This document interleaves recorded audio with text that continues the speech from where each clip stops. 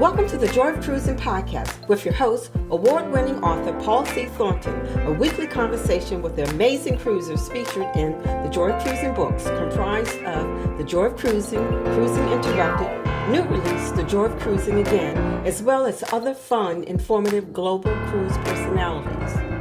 It's the next best thing to cruising, hearing about cruising from the unique and diverse perspectives of Paul's amazing guests. If you hear about a cruise that interests you, book it at www.thejoyofacation.com or enter to win a free cruise for two. Again, www.thejoyofacation.com. We really appreciate your feedback, so leave us a text. Paul can't reply, but he may read your text on the air. Hello, passionate cruisers.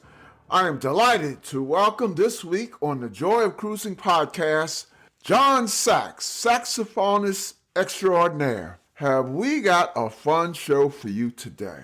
I first experienced Jon on a cruise we attended prior to the COVID shutdown. It was called Festival at Sea. Jon was a house musician for Festival at Sea, the longest running and most renowned African-American cultural cruise. Created by African-American entrepreneur and owner of San Francisco's Blue World Travel Agency, Patricia Yarbrough, Festival at Sea has put on over 35 consecutive years of sold-out full-ship charters of its annual cruise. In addition to Festival at Sea, Patricia's affiliate brand, Friends of Festival at Sea, puts on luxury cruises on high-end vessels to exotic locations every few years. Patricia has been a guest on the Joy of Cruising podcast, and it's really worth a listen. Episode 39, and the link is in the show notes. I've joked that Patricia will be in textbooks someday,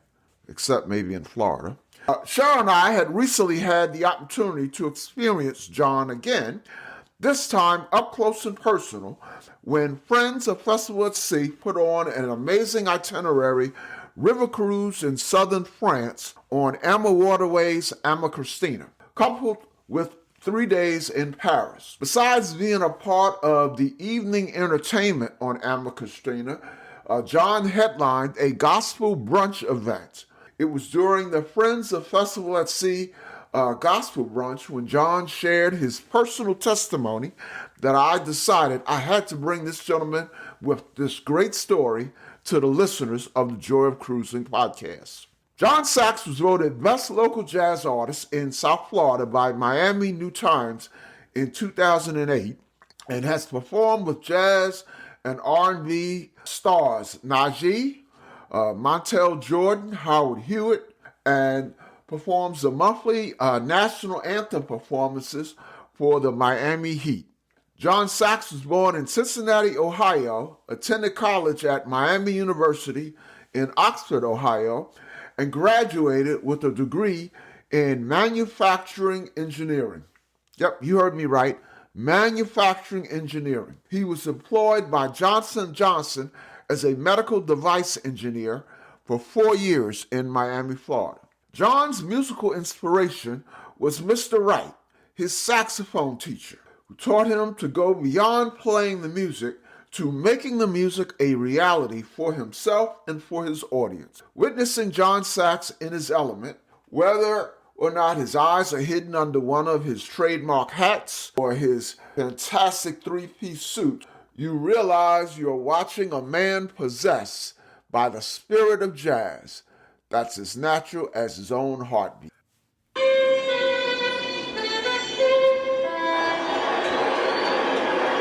Jon Saxx, ladies and gentlemen.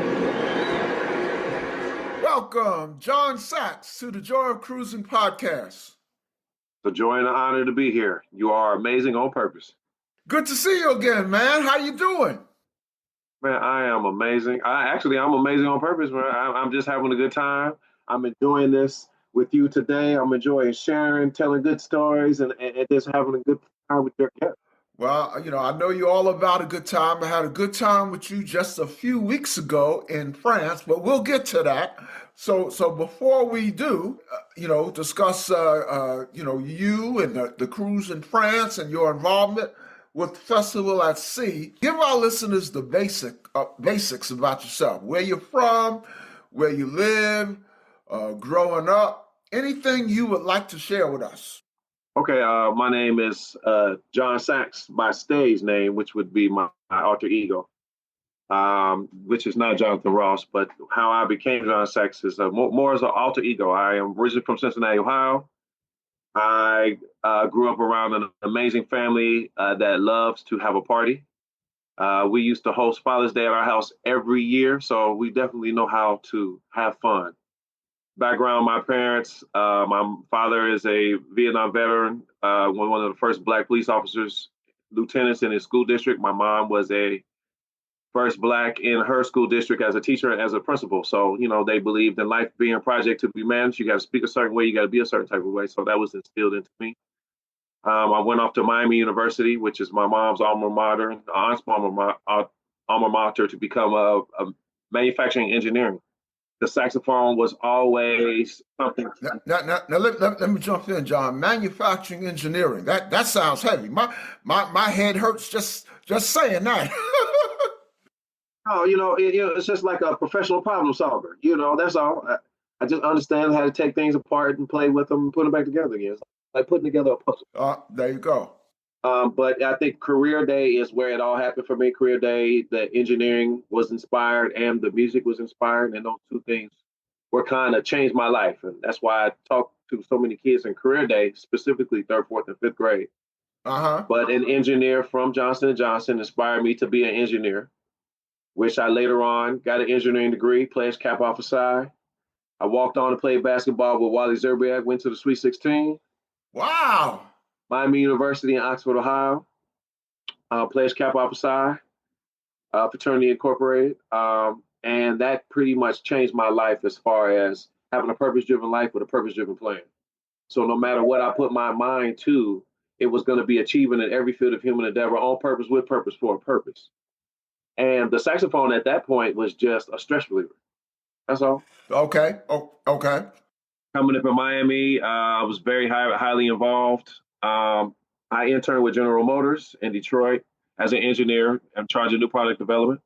And then I graduated from school and moved down to South Florida to work for Johnson & Johnson, where I was the global manufacturing new product development for them on the biomedical side. Please share with the listeners that wonderful testimony you provided at the opening of the Gospel Brunch on Alma Katrina. Now, just for some background, listeners, I think I mentioned it in the intro. John and I sailed together I guess it's been a couple of months ago, to southern France, a river cruise in southern France on the Alma Waterways, Alma Katrina. And John did a great musical background, if you will, to an event called the Gospel Brunch, and it was absolutely wonderful. And I knew John. I knew a little bit about John prior to that because I had sailed with him before. But after I heard his testimony at the opening of the Gospel Brunch, I said I got to have this brother on the show. We'll be right back. The Joy of Cruising podcast guests receive a gift sponsored by GigSky of a 3 gigabyte cruise plus land data package valued at $60. Relying on ship Wi-Fi is slow, unsecure, and sometimes not available. And at foreign ports, travelers don't want to pay their carriers high fees. GigSky provides a solution that will save them a significant amount of money. To get your own data package usable on the ship or in ports, here is my link to GigSky.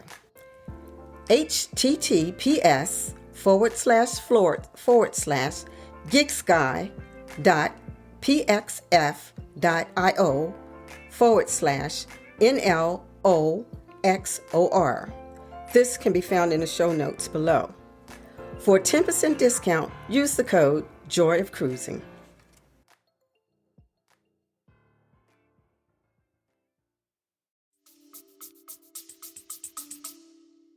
Well, for me, first I got to give all props to Patricia at Blue World Travel. I would not be doing the things I am doing, sailing, going to France, any of that without her exposure, without her brand, without what she does. So let me start there by saying, Patricia and Blue World Travel, thank you so much for the opportunity.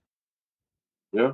But, just like my parents, they were the first. Patricia was the first to put this type of experience together. When I first got chosen to participate, I never even knew about this cruise experience that existed. So, how did you get started as house entertainment with Patricia's Festival at Sea? So when they were leaving out of Miami and they were looking for entertainment, like a house band entertainment, my musical director at the time was good friends with one of the people on the entertainment. They lived in the same apartment building. Okay. So she would inform them of the places that we were going to play. And at that time, I think we were doing the Miami Dolphin games and we were doing Ginger Bay. And they came and heard us.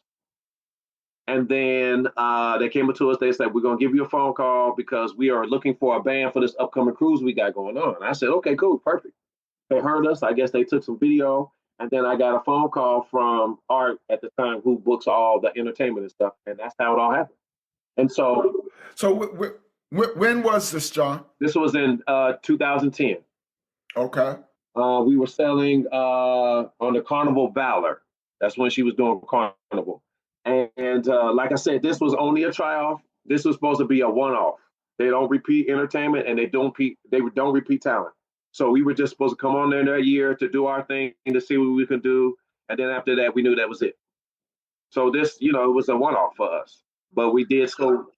Was that your first cruise?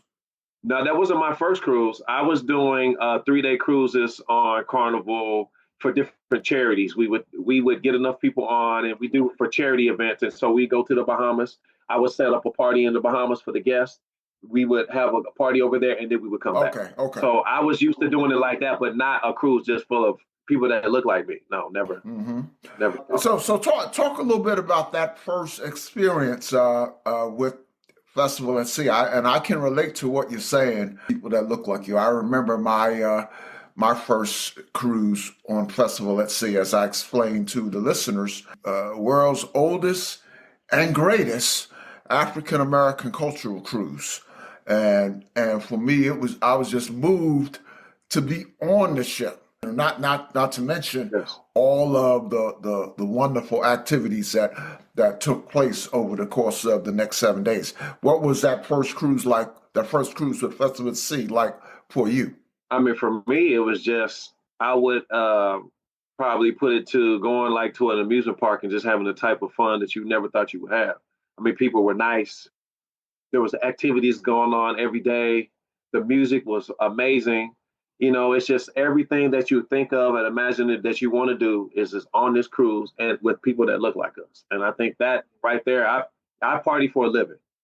I've partied with thousands and thousands and millions of people, but to have a party like that's sophisticated, it's sexy, it's nice, it's catered to whatever age group you are and whatever you like, there's something for you. There's the gospel jazz brunch. You can go to church. It's like a whole experience in 1 week. And it was impressive. Now they have, as listeners who've heard previous episodes about Festival at Sea know, they have national recording artists, international recording artists who come on each year. Do you remember who were the headliners when you went that first cruise? Yes, actually, our first year, it was Charlie Wilson and the OJs and Confunction, because we came on board with them. And so my first conversation was with Eddie Levert. Oh, wow. And we were just talking about us being our first. And I ended up befriending Charlie Wilson. We had a long conversation about things. And he came to listen to me play at the Gospel Jazz Brunch. And Confunction, Ed Moulton, the saxophone player, sat in with us and ended up writing one of the songs on my album. Wow. So, we took full advantage of it because it was like being this up close and personal with the artists. And they're cool. And we talking and we hanging out, sharing memories. They sit in with us at night when we play, and sometimes their bands would come and sit in with us. So we always provided room for people to just, for their musicians get tired, come on out and hang out with the band.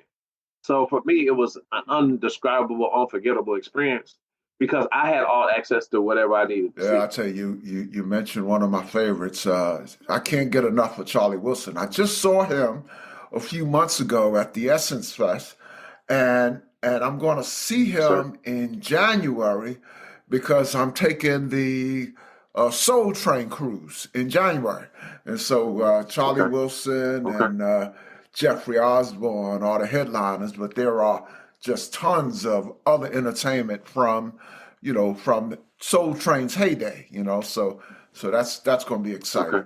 So I have a question. So I have a question for you. Okay. What is it about cruising that does it for you? What do you get from it? What is it? What is it that makes you go so much? I am, as the listeners have heard me say, John, I am what I would call an off the charts introvert. Okay, so cruising fits my lifestyle so perfectly. I can get on a cruise ship, and I've also said this several times in the past. I am a writer, so I do a lot of writing. I can get on a cruise ship, sit in a chair, look out at the water. I call that the best office in the world. I can be me. And I've had, Sure. and Sure. I don't. This is not a reason I cruise, but I will say I've had some major medical issues in the past, and so sometimes as a result of that, I don't do that well in crowds. Mhm. And you would say, well, cruising is full of crowds. You can go to a spot on a cruise and just get into the water and yourself. Okay. And I could do that really for 7 days. But when I cruise with my wife. So she wants to get on land and she wants to go on excursions and do other things. But yeah, that's a quick answer to it's perfect for me and where I am in my life. Ah. So Okay. so so Okay. talk about I didn't really chat about this. You made kind of a drastic Okay. Okay. to me Okay. a drastic career shift. Talk about what was behind your transition from biomedical engineering, project manager in corporate to entertainment. Well, I didn't have a choice. At the time, we were going through layoffs, and I knew they were coming. So I was the project manager, actually in charge of the layoff. So I knew that our last day was going to be 2008. So as it's approaching, all I could do was, I had a lot of clients already. I just let my clients know I'm gonna be doing this full time starting 2008. So whatever you have available, just let me know. So what happened to be is I probably got laid off. I got laid off on a month. I got laid off on a Friday, and a friend of mine called me, and they were having auditions at the Miami Heat for the national anthem.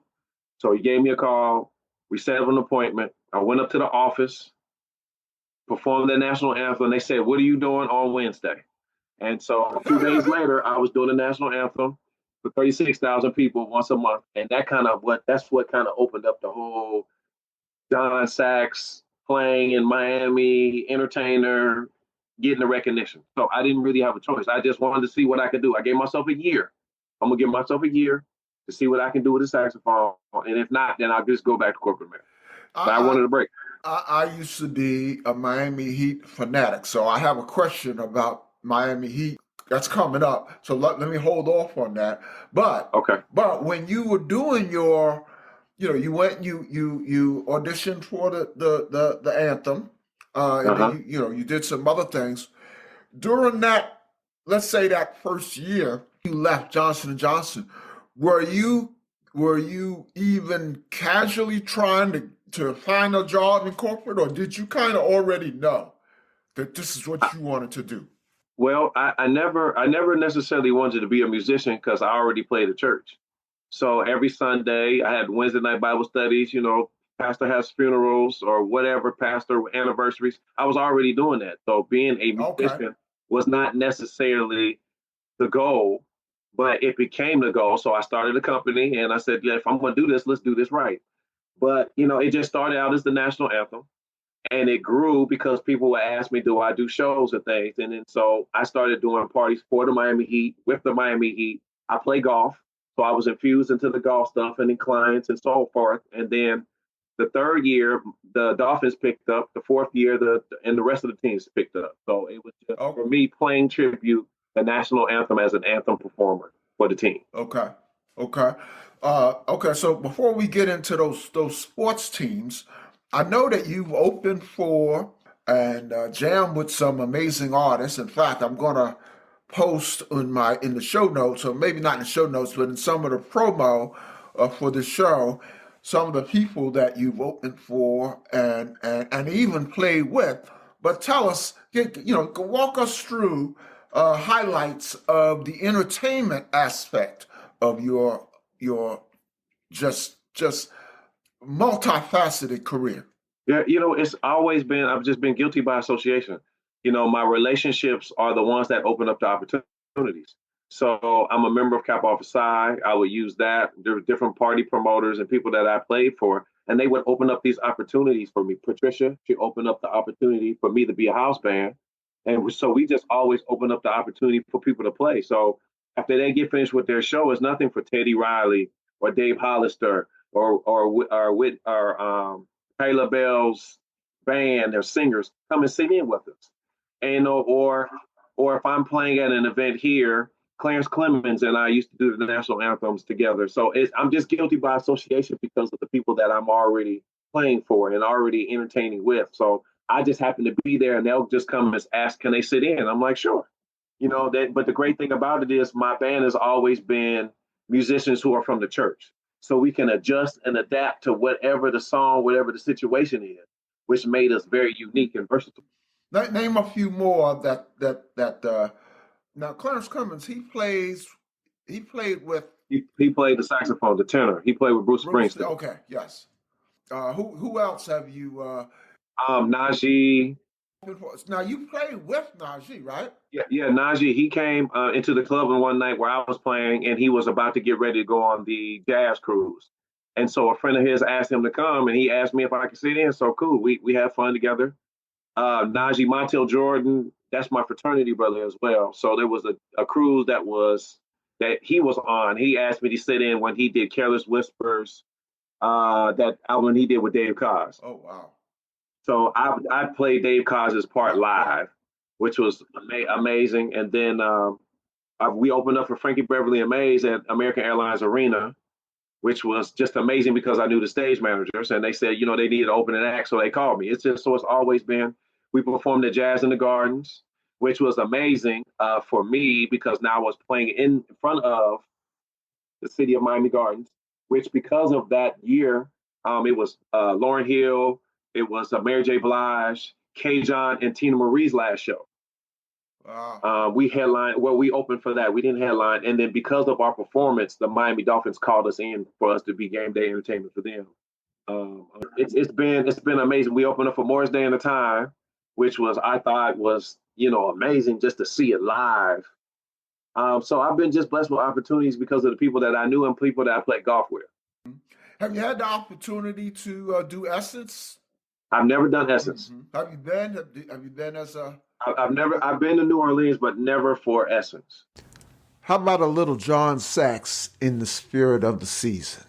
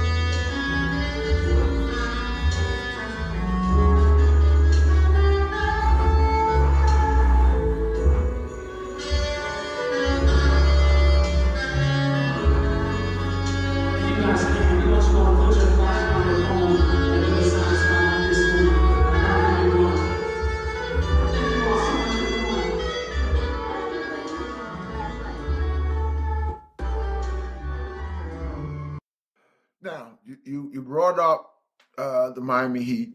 So, I'm a sports fanatic Okay. and a former Miami Heat fanboy because they've Okay. had, three of, I'm big into basketball, three of my all-time NBA favorites, Shaq, Wade, Uh, and LeBron played for them. So I can't hear enough about your collaboration with the team, but I also understand it's not just the Heat that you collaborate with. So tell us about some of your Miami sports scene activities. Well, for me, as I talk about all these things, it's not that I'm bragging. It's just I've been able to be introduced into an amazing family of entertainment, and I am very honored to be official saxophone player for the Miami Heat, for the Miami Dolphins, for the Marlins, and the new Stanley Award winning uh, Panthers.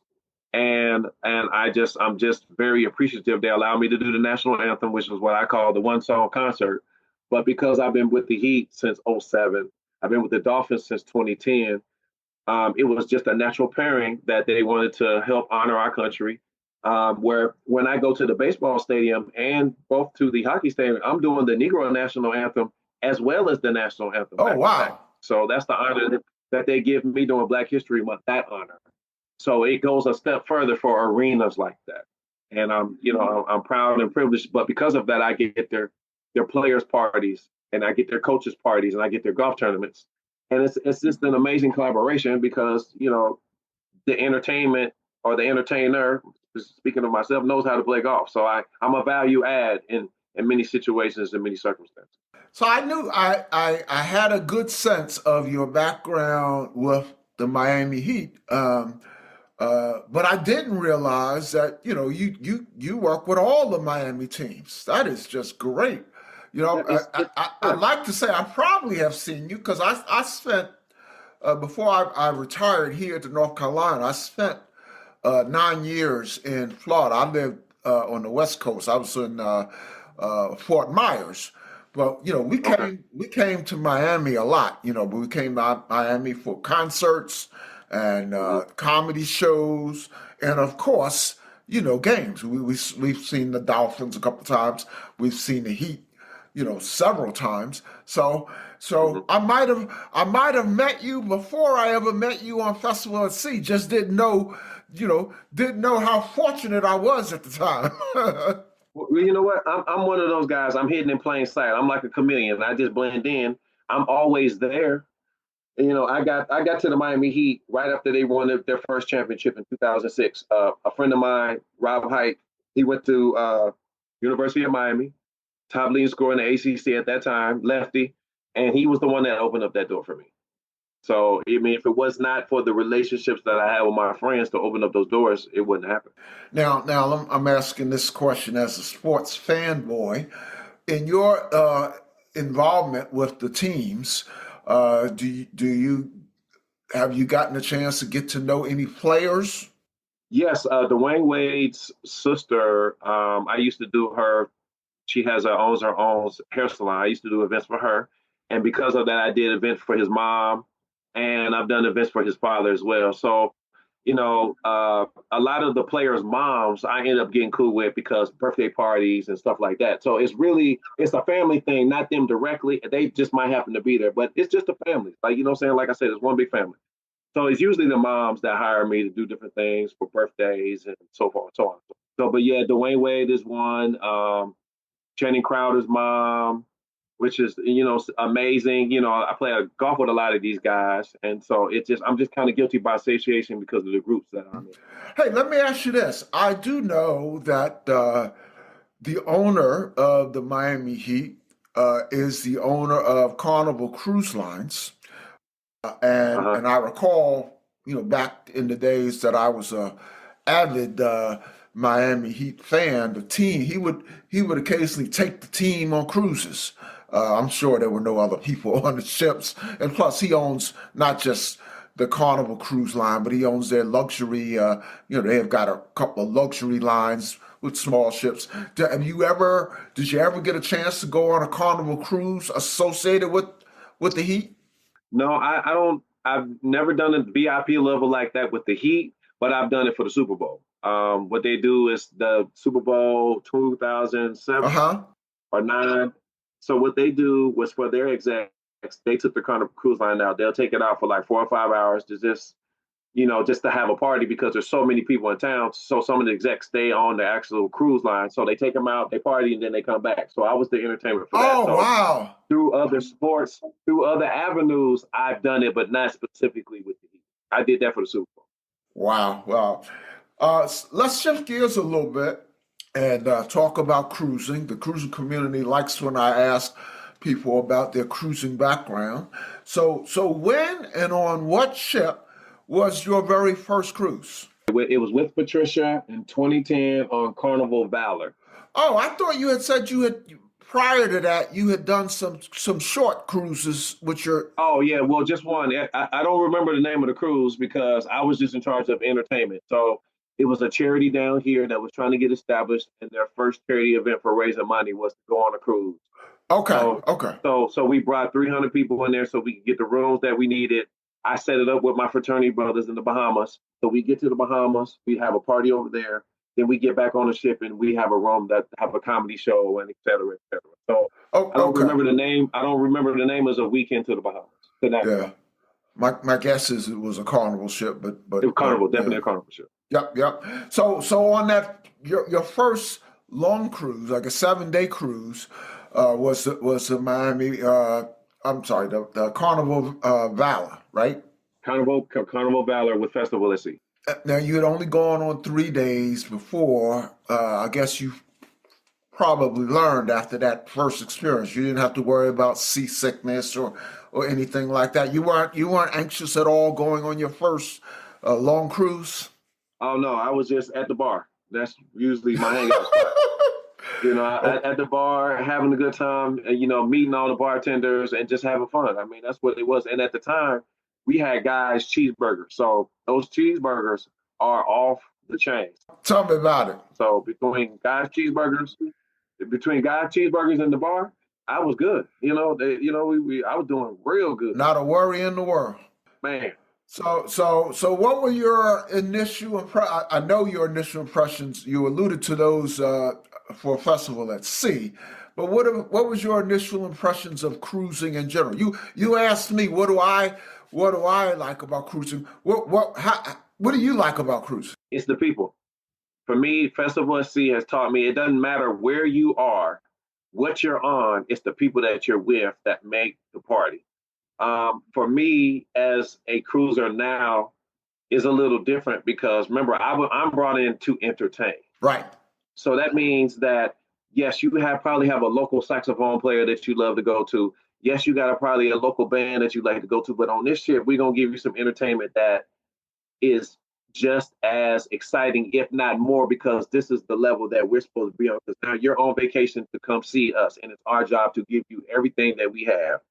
All 5 senses are going to be united, and the music is going to sound better than you've ever.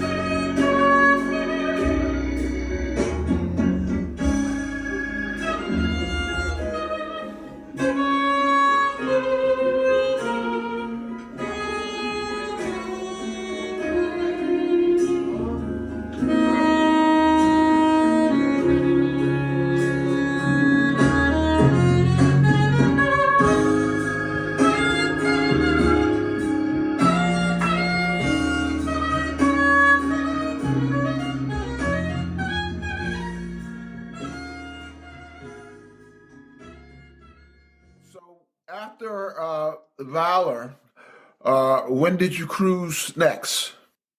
So from that time on, Patricia picked us up and they brought us on another year and they made us the house band. And that's when they added the gospel jazz brunch in 2011. Okay. So from there on out, I've been with Patricia since 2010. So that began my Festival at Sea experience year after year after year. Give us a couple of, and I know there's probably so many. I mean, I can think of all of the highlights. You know, I've only been on Festival at Sea that one time, and then on Friends of Festival at Sea with you recently. So I have a lot of highlights just from the one time I was on with you on there every year. What are some highlights over the years of being the house band on Festival at Sea? One highlight that stands out is, we perform in the middle of the ship, which is in the foyer. So one year they allowed us to perform on the main stage. We had our own tickets. We had our own nights. And I think that was just, like I said in the speech, we started in the lobby. Now we're here. There you go. They gave us an opportunity to perform and we shut down 2 shows. It was amazing. It was fun. It was supported. It was packed. And I think that was probably the most memorable because they gave us a chance to shine because remember, we were only supposed to be a one-off. Right. That's it. But they brought us back and we introduced the gospel jazz brunch, which sold out the first year and continues to sell out. But, that's where we all came from. We're all church musicians who love to play. Mm-hmm. And gospel jazz brunch, what better way to play tribute to God and the God that we serve and love and adore with that type of music, especially, the old school hymns that we play. So it's an honor to be able to infuse the gospel jazz brunch as well as all of the rest, along with the rest of the stuff. Any other highlights? I know you mentioned earlier meeting Eddie Levert and any other key memories from your years at Festival at Sea? Yeah, we were playing at, actually a couple. We were playing at the gospel jazz brunch. And all of a sudden, there was a whole lot of people around. And Charlie Wilson wanted to come up while I played Amazing Grace and just stand there right next to me and just listen. He was like, I just wanted to hear you play this song. And he stood next to me the whole time while we played the whole song. Then after I got the song, he said, man, you sounded great. And then he went on back downstairs. But the entertainers don't normally come. So it was security. It was a thing just for him to hear that one song. It was amazing. And then my other one I highlight is, my sister Monique Walton, she raises money for the United Negro College Fund. Right. And they have the bachelor's auction. And one year I got in the bachelor's auction. Yes, I got in the bachelor's auction. Get out. You were one of the bachelors? I was, my sister, before Monique's mom died, she said, John, I want you in this bachelor's auction because if you're in here as an entertainer, I think I can get more money. And that year I got $9,000. $6,000, and it was split between 2 ladies, which became my good friends still this day. But it was just a highlight because no entertainer had ever been in it before, and I came in playing. Listeners, a bachelor's auction on the annual Festival at Sea Cruise is a very, very special event. Because this is time to talk to John. I'm not going to go over it in any detail right now, but I put in the show notes the link to the episode when I had Patricia on the show, and please listen to that. You can hear about the wonderful cause behind the bachelor auction and the success, the growing success of it over the years. Festival C is not new to this. They've been doing this for 35 years, and that's 35 years of sold out full ship charters. So listen to that episode, and you can get a little bit more insight into what John's referring to with the bachelor auction. Great. I know one highlight. Well, I would think one highlight of your career with Festival at Sea was our recent Friends of Festival at Sea cruise.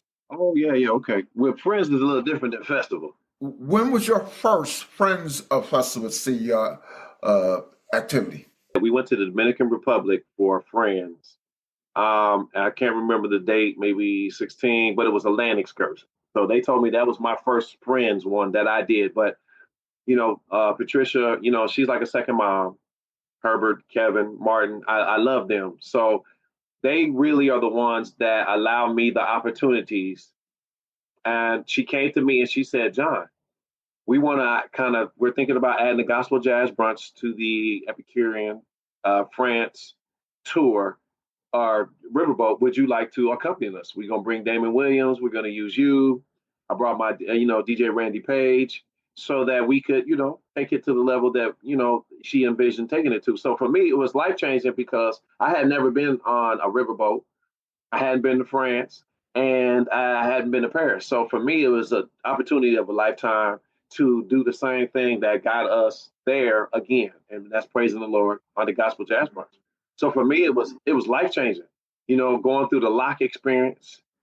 And for you guys or listeners listening that don't know what a lock experience is, it's when your riverboat is going down the river, and at some point the water table is going to be higher than it is where you are. So they put you into this lock experience where they lock you in, and they raise the water to the level of the next port that we're at so that we can continue to sail across. And when you go through about 15, 20, 30 of those with 144 amazing people who share the level of cruising and fine dining and music and wine tasting and wine, and you're dumped into that culture, it's like you're walking into a matrix, a French matrix, and it's everything that you never thought it would be until you experience it. I mean, it's amazing. It was amazing. The customer service, the people, Crystal, which was our cruise manager, she was fantastic and refreshing and up tempo, and she kept our heartbeat going every day for 7 days. She led everything. It was just amazing. It was very well ran, and it was just amazing. It's life changing. Everything John said times 10. And I got to experience John almost every night of the week because, at night, after all of the Emerald Waterways activities were kind of done, and they were plentiful, then it turned into a party.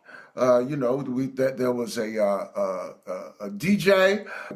John mentioned Damon Williams, who is a internationally known comedian. Actually, I've done a show with Damon as well. So check that out if you get a chance. He was hilarious, and his show was hilarious, but then so we'd have the comedy, we'd have the DJ and the dancing and the line dancing, and then John would come in unanticipated, just come in and start jamming, and it was like that every night, and then the gospel brunch just kind of topped it off, and as I said, as I sat there and watched you at the gospel brunch, I said, I just have to have him on the show. And it's and what the amazing thing about it is seeing it from your eyes, the way you just said that, it makes me kind of see it differently, because remember, I'm giving you the energy, but I'm not necessarily seeing it from your perspective. So thank you for putting it into perspective for me, so I could kind of understand through your eyes what you felt. Yep. And I took a few videos. As I promote this show, well, I guess when the listeners hear this, they will have seen the promotions. But as you've seen in the promotions, I got a little bit of John on video and a lot of John at the Gospel Brunch. So you've seen that, and if you haven't seen it, check it out. Promote Jon Saxx. I know you have some music we can listen to on the streaming channels.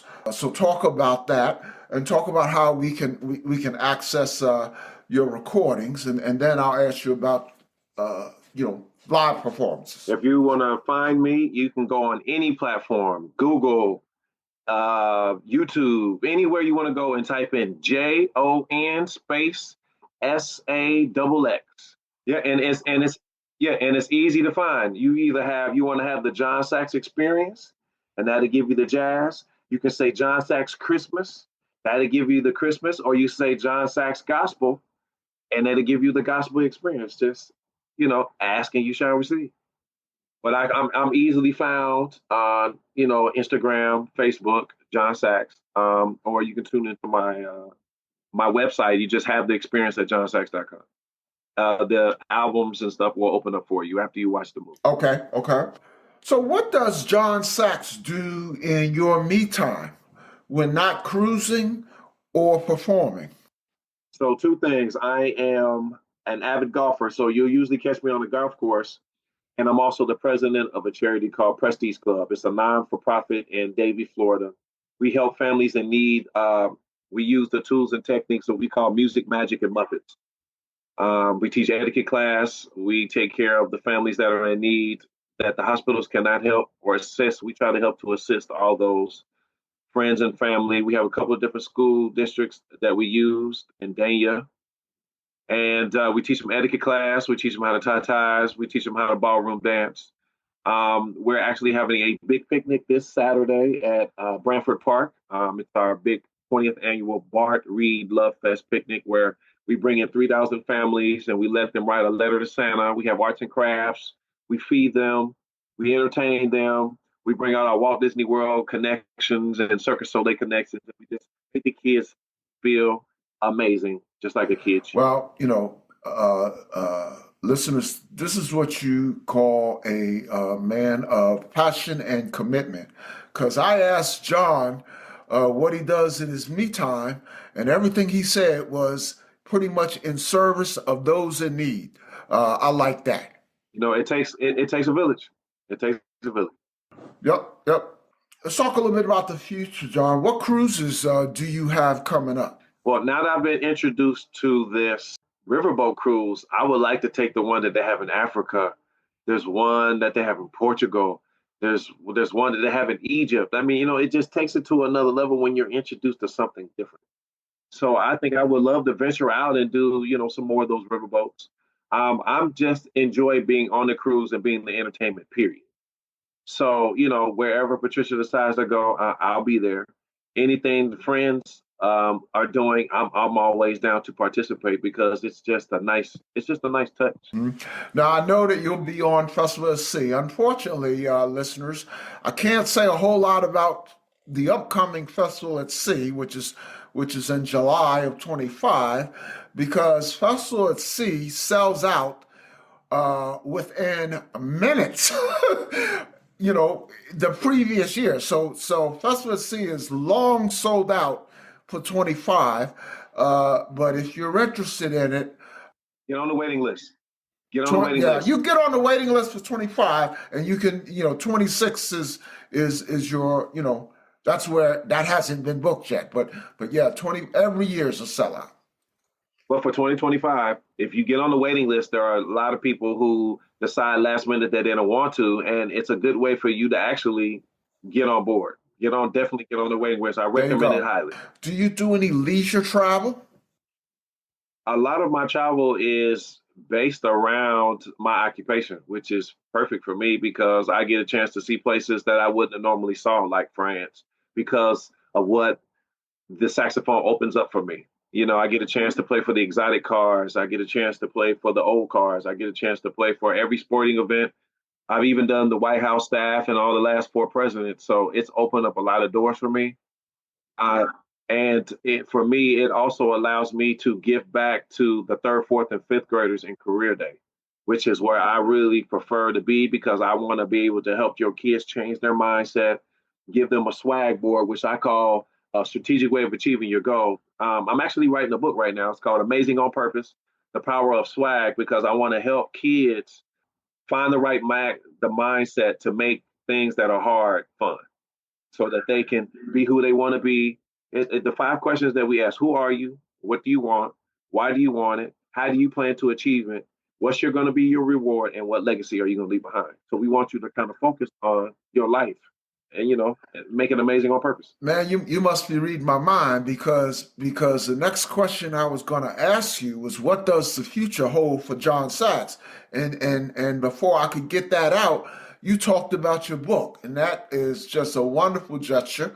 I know it's going to be on point, and I'll just put it out there right now. When that's ready, when you're ready to promote that to the public, come back on the show. Tell us all about your book. I would love it. Well, Jon, this has been great. Before we let you go, I like to end a conversation. I call this a conversation rather than an interview. I'd like to end the conversation with, a few light cruise questions. Dare I say, even fun questions. So the first one's kind of easy. So what are your favorite cruise drinks and cruise food? Okay, cruise drink, smoked tequila old fashioned. Tequila old fashioned. But tequila old fashioned smoked. So instead of using bourbon, you're gonna use tequila, and you'll use reposado or añejo, a dark, and you smoke it. And you know what I'm saying? And now, depending on how you like it, strong or not, you just do an extra shot of simple because it'll sweeten it out and give it an even There tone. you go. I've just added something to my to-do list for my next cruise. I'll see if they have it. I tell you, I'm going on the Soul Train cruise in January. So They do. All you tell them is please make your old fashioned and just use tequila instead. And trust me, they all know how to do it. I test all the bartenders. there you go. There you go. How about food? So I don't really say food, but if I was on Carnival, it would be them guys' burgers. What's your most memorable, funniest, or even most embarrassing cruise or port experience? Well, the most memorable is when we first started, because remember, when you're on that sheet for performance, nobody really knows who you are. So our first show, nobody was really there, but it wasn't until like that third or fourth night when people started talking, hey, you need to go try that band out. They're actually pretty good. Hey, you need to go try. So for me, that first year was the most eye-opening because we had to prove ourselves on who we were. Like nobody knew us. And so, night after night, more people would come. So like by the last night of the ship, we had the show. It was, we had to build up to that. It was only maybe like 20 people the first show, and then maybe the next show was maybe like 100 people. So that was probably the most memorable because it was the first time I had ever experienced like that. My parents came. They had never been on a cruise. So I think it was good just enjoying them.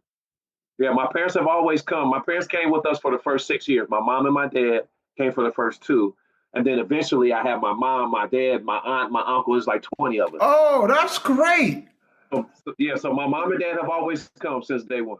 Okay, the last fun question. I call this an oddball question, and I say it's oddball because it doesn't necessarily have to do with cruising or playing the sax. Okay, so let me set this question up. I know some of your friends and following is listening, so let me just take time to say welcome to the Jon Saxx friends and fans. We certainly hope you have enjoyed listening to the Joy of Cruising podcast, and we'll come back to listen to additional episodes.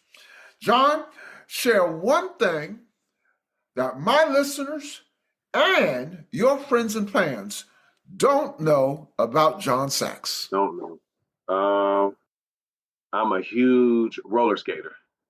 I love roller skating. I mean, that'll be probably like a second time. I just love roller skating. I came up in Cincinnati under the Cincinnati skate train. I was the only rollerblader. I still love it to this day. So, I love to roller skate. I can fast time roller skate for sure. Jon, thank you so much for coming on the Joy of Cruising podcast, and all the best to you. Thank you so much. Thank you for this. Thank you for this opportunity.